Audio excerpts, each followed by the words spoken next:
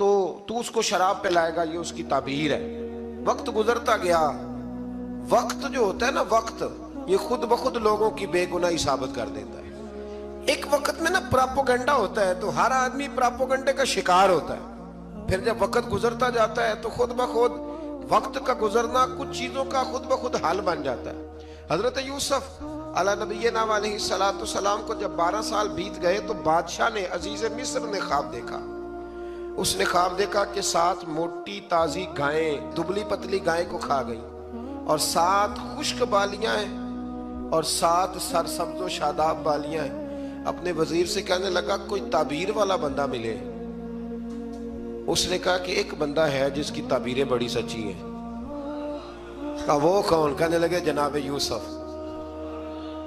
تو قید خانے میں پیغام بھیجا حضرت یوسف کو کہ خواب کی تعبیر بتائیں، تو جناب یوسف نے یہ نہیں کہا پہلے مجھے باہر نکالو، یہ نہیں فرمایا۔ فرمایا تعبیر یہ ہے، یہ جو 7 خشک بالیاں دیکھی ہیں نا، اس کا مطلب ہے کہ 7 سال تنگ دستی رہے گی، اور 7 سرسبز بالیاں دیکھی ہیں تو پھر 7 سال اللہ خوشحالی دے دے گا۔ اور فرمایا یہ جو تم نے گائیں دیکھی ہیں موٹی تازی وہ کھا گئی، فرمایا اس کی تعبیر یہ ہے کہ کوشش کرنا کہ جو تمہارے پاس دن یہ چل رہے ہیں جن میں سرسبز و شاداب ہے کھیتیاں، تو 7 سالوں کے لیے اناج جمع کر لینا، بالیوں کے اندر ہی رہنے دینا، باہر نہ نکالنا، اور پھر اگلے جو خشک سال ہوں گے نا، وہ یہ جو جمع پونجی کی ہوگی نا، اس کی برکت سے وہ 7 سال آسانی سے۔ اس پر ہمارے مفسرین نے لکھا ہے، اس آیت پر صوفیاء اور بزرگ تو کہتے ہیں نا سارا اللہ کے راستے میں دے دو، یہ بھی بات اچھی ہے، لیکن اگر کوئی اپنے بچوں کے لیے آنے والے وقت کے لیے کچھ چیزیں سنبھال کے رکھے تو یہ بھی سورہ یوسف سے ثابت ہے، یہ بھی سورہ یوسف سے، تو یہ بھی کوئی ایسا فعل نہیں ہے جس پر کوئی شخص تنقید کر سکے۔ حضرت یوسف نے جب تعبیر بتائی تو بادشاہ کہنے لگا کہ انہیں باہر نکالو۔ آپ فرمانے لگے میں نہیں نکلتا بھائی۔ آپ کیوں نہیں نکلتے؟ کہنے لگے پہلے اعلان کر کے لوگوں کو بتا کہ میں بے قصور ہوں۔ وہ جو تو نے پراپوگنڈا کیا نا اپنے منہ سے اعلان کر۔ اس نے جناب زلیخا کو بلایا، ان عورتوں کو بلایا، وہ عورتیں ساری سامنے آئیں، انہوں نے گواہی دی کہ یوسف تو بے گناہ ہے۔ پر سال کتنے لگ گئے؟ اللہ اکبر، 12 سال لگ گئے۔ یقین کریں کچھ لوگوں کو یہ ثابت کرنے میں نا کہ میں ٹھیک ہوں، زندگی بیت جاتی ہے، اور میں تمہارا خیر کا ہوں، زندگی بیت جاتی ہے۔ لوگوں کو ہوش تب آتی ہے جب مزار پر چادر ڈالنے کا ٹائم آ جاتا ہے، ہوش تب آتی ہے، لیکن پھر ہوش کا کوئی فائدہ۔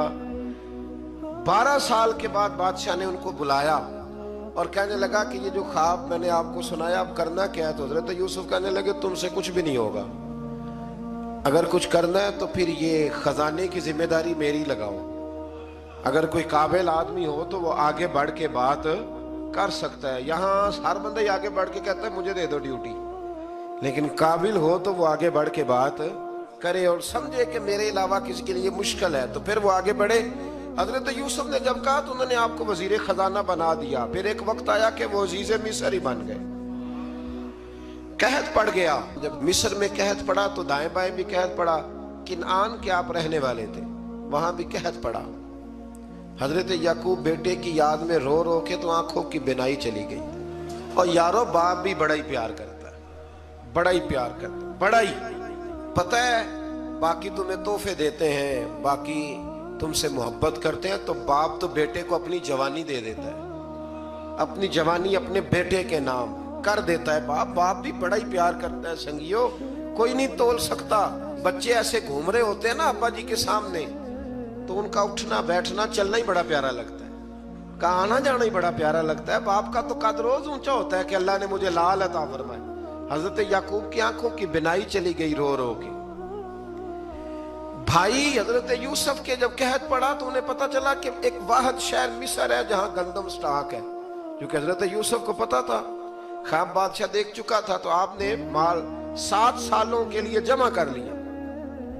اب بھائی آئے، اللہ اکبر، دشمن سامنے نظر آئے، مخالف حاسد، تو پھر انسان ٹھہرا رہے اور انسان کمزور نہ ہو، طاقتور ہو، اتنا طاقتور ہو کہ حکمران ہی بن گیا ہو۔